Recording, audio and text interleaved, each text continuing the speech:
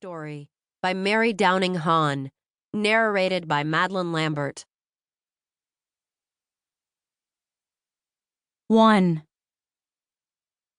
Although I didn't realize it, my troubles began when we moved to Portman Street, and I became a student in the Pierce Academy for Girls, the finest school in the town of Mount Pleasant, according to my father. I was shy, maybe even a little timid, and I had no idea how to make friends. In my town, there were 3 girls my age living in my neighborhood, and I didn't remember making friends with them. We lived on the same street, and we were friends. It was as simple as that. But no girls lived on my new street, so when I walked into class on a sunny September day, I didn't know anyone. All I saw was a sea of white blouses, blue ties, and blue skirts, row after row of them.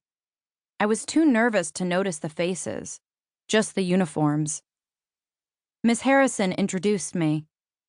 "Girls, it's my pleasure to introduce Annie Brown, new to our school from Fairfield Academy in Mount Holly.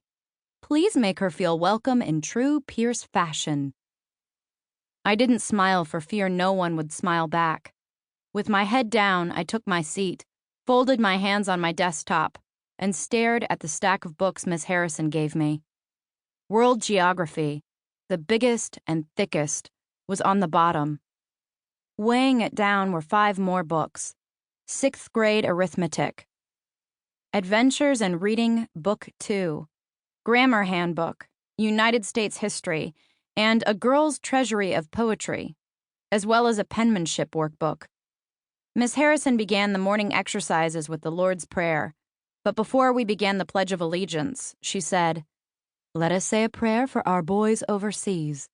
May God bring them home safely from this terrible war." We bowed our heads and I prayed especially hard for Uncle Paul, Mother's brother who was in France fighting the Germans. The newspapers were full of dreadful stories of trenches and poison gas and bombs and battles. I worried every day about my uncle. I wished President Wilson had never declared war, but Father said it was our duty to save Europe from Germany. I was glad he was too old to be drafted.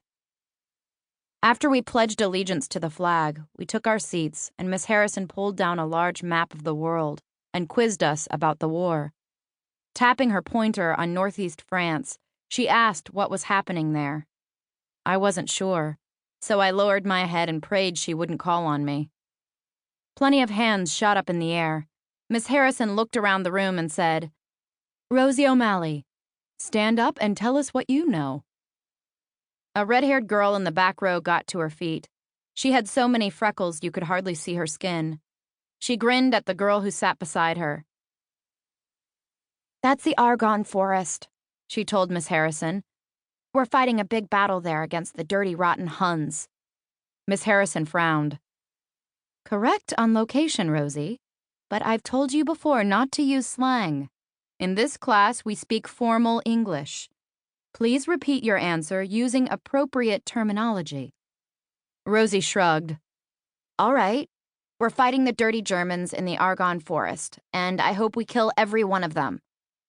A low giggle spread through the room, and Miss Harrison frowned again. "Just answer, Rosie, without the adjective and your opinions." Rosie's face turned as red as her hair. "We're fighting the Germans in the Argonne Forest, but we all know they're dirty Huns. That's what everybody calls them. Huns, Krauts, Fritz, swine. Why can't we say what they are?" "You may use crude language when you are not in school, Rosie, but in this room you will speak formally. Please see me after school." Rolling up the map with a snap, Miss Harrison told us to open our arithmetic books. Instead of giggles, I heard soft moans. Whether it was sympathy for Rosie or dread of arithmetic, I couldn't tell. Maybe both. After a lesson on changing fractions to percentages, we diagrammed long, complex sentences that used up a whole page in my notebook and took a spelling test. Not too hard. I only missed 2 words out of 20. A solid B. Father would ask why I missed 2, of course, but Mother would say there was nothing wrong with a B. When Miss Harrison dismissed us for recess, I was happy to stretch my legs,